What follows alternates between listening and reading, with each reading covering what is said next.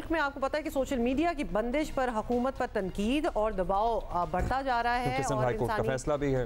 बिल्कुल, इंसानी हकूक, डिजिटल राइट्स तंजीमें, अमरीकी महकमा खारजा कमेटी टू प्रोटेक्ट जर्नलिस्ट्स, बिल्कुल ये सारे वो ऑर्गेनाइजेशंस हैं ये जो कि तशवीश का इजहार कर हैं हुकूमत से। सोशल मीडिया तक आवाम को आज़ादाना रसाई देने का मुतालबा भी हो रहा है। सिंध हाई कोर्ट मुल्क भर में एक्स बहाल करने का हुक्म दे चुकी है ऑलरेडी। कुछ अरसे से सोशल मीडिया की बंदिश मुल्क में मामूल बन गई है और इस वक्त जो हम सिचुएशन देख रहे हैं ये पिछले 6 दिनों से, मतलब लिटरली ऑलमोस्ट एक हफ्ता हो गया है कि आप एक्स जो है ट्विटर उसको एक्सेस नहीं कर पा रहे विदाउट VPN। लग रहा था कि हुकूमत पर इसका प्रेशर आएगा और आ भी रहा है। अब इस सवाल पर भी बहस हो रही है कि क्या सारा कसूर हुकूमत के खाते में डाला जाए या कुछ और लोगों से भी पूछा जाए जो आज़ादी इजहार राय के हक़ का बज़ाहिर नाजायज़ फ़ायदा उठाते हैं। सोशल मीडिया पर जाली खबरें, मनफी प्रोपेगेंडा, हेट स्पीच, एक्चुअली मन घड़त बातों पे मबनी प्रोपेगेंडा इस हद तक किया जाए जो किया जा रहा है कि किसी की जान को ख़तरा लाहक हो जाए, वो भी कैसे रुकेगा? लेकिन क्या इसका ये मतलब है कि सिर्फ और सिर्फ पाबंदी ही हर चीज़ का हल है? मजहब कार्ड इस्तेमाल करने से जाहिर है हम नहीं रुकते हैं, किरदार कुशी से गुरेज नहीं किया जा रहा। इसी तरह इंतखाबी अमल अंजाम देने वाले बाद सरकारी अफसरान की तस्वीरें लगाकर, मतलब मैं कहता हूँ कितना स्ट्रेटिजिकली और कितना होमवर्क होता है इस खतरे में उनकी ज़िंदगी डाली गई।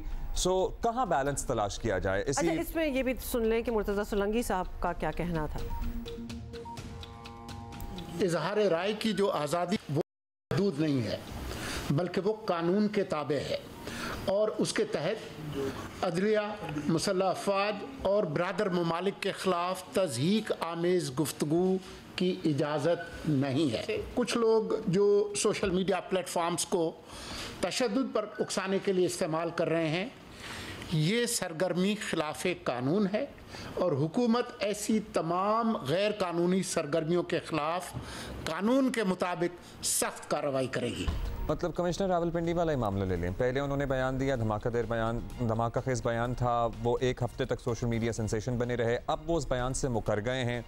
जाहिर है कि एक सियासी जमात है, जब उनके हक में बात की जाती है तो ज़मीर जागता है, जब उनके खिलाफ बात की जाती है तो उन्हें लगता है कि सब बिक गए हैं। लेकिन अदरवाइज एक और भी ट्रेंड है और बड़ा ख़तरनाक ये है कि कोई भी झूठी खबर चलाई जाती है, उस पर जब हज़ारों लाखों रीट्वीट्स और रीशेयर्स आ जाते हैं, उसके बाद, और ये जानते हुए आई एम श्योर शेयर की जाती है कि झूठी है मगर लाइक्स मिलने होते हैं, उसके बाद वो डिलीट कर दी जाती है, लेकिन नुकसान हो जाता है, कोई बात भी नहीं होता।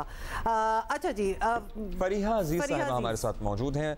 बानी बोलो भी तंजीम है जो इंसानी हकूक और आज़ादी इजहार के लिए हम एक्स पे जो एक बैन लगा हुआ है जिसके बारे में कोई कुछ बोल भी नहीं रहा, मतलब कोई वजाहत ही दे दे तो कुछ बात समझ में आए।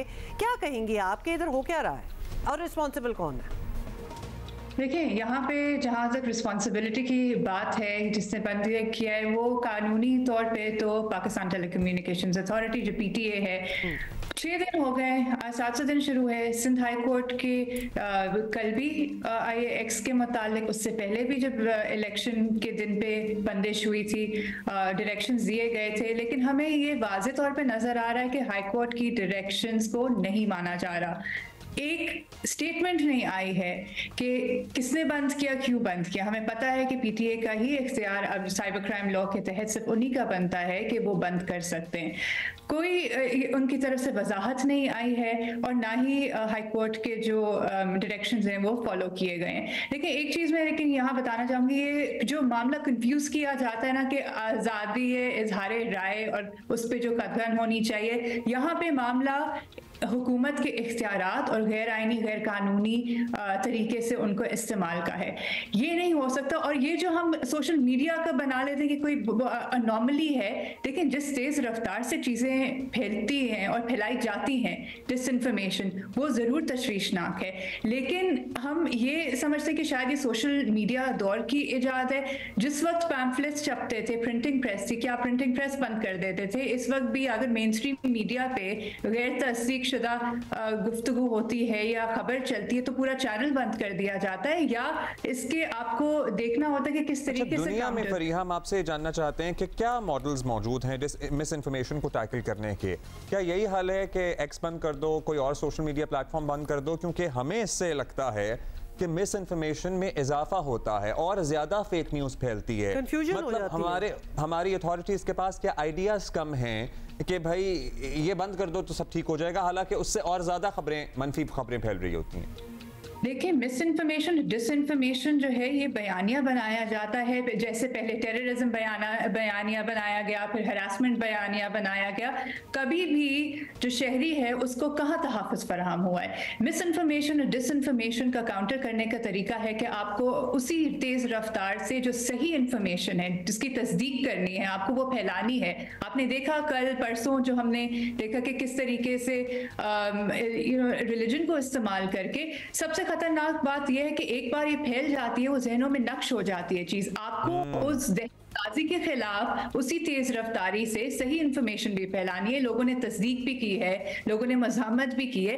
ये तरीका है डिसइंफॉर्मेशन और मिस इन्फॉर्मेशन करेक्ट करने का, क्योंकि सिर्फ किसी चीज को बंद कर देने से किसी एक दो के लोगों को, लेकिन लीगल जो रिस्पॉन्सिबिलिटी है वो अपनी जगह, और ये चीजें होती भी हैं, होती आ भी रही हैं। लेकिन यहाँ पे फर्क करने की जरूरत ये भी है कि आप पूरे के पूरे प्लेटफॉर्म को बंद कर देना या कुछ लोगों को गैर कानूनी तरीके से पकड़ना, ये भी गलत है। कानूनी तरीका इख्तियार करें जहां पे स्पेसिफिक कोई चीज बने। हम देखते हैं कि किस तरह कवानीन का इस्तेमाल होता है किसी सियासी गुफ्तगू नुक्ता नजर को रोकने के लिए। तो ये हमें डिस्टिंक्शन और बैलेंस रखना पड़ेगा। हम ये नहीं कह सकते, हम बह नहीं सकते जज्बात में कि एक चीज हो गई तो पूरे सबको उठा के बंद कर दो या पूरे प्लेटफॉर्म को उठा के बंद कर दो। सबसे ज्यादा फरिया अलार्मिंग बात यह है कि nobody is taking responsibility, nobody is listening to high court की डायरेक्टिव्स को भी नहीं माना जा रहा।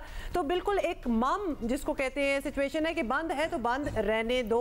ये सबसे ज्यादा अलार्मिंग बात है कि एक दिन खुल भी जाएगा तो कोई एक्सप्लेनेशन आएगी नहीं कि एक्चुअली इधर हुआ क्या था। Fariya, thank you so much for being with us. ये आपको देख भर में मोबाइल फोन और इंटरनेट सर्विस घंटों बंद रहने के बाद बहाल हो गई है, तो वहां भी ऐसा कुछ हुआ है मोबाइल फोन और इंटरनेट सर्विस में रुकावट की वजह सामने ना आ सकी। वहां भी नहीं आई वजह सामने, तो लिहाजा ये इस किस्म की चीजें हो रही हैं। एक्सेप्ट उधर ये बात समझने की जरूरत है, जैसे फरीहा भी कह रही थी कि अगर कोई गलत खबरें फैला रहा होता है तो इसका हल ये नहीं है कि वो प्लेटफॉर्म ही बंद कर दिया जाए। उस गलत खबरों का सही खबरों से जवाब दिया जाए और उतनी ही तेज़ी से दिया जाए, या हक़ाइक़ लोगों के सामने बयान किए जाएं, या उस फेक न्यूज़ को बर्स्ट किया जाए और उतनी ही तेज़ी से किया जाए। यही इसका हल है। बंद कर देना इज़ नॉट द सॉल्यूशन। काश कि इसको समझ लें।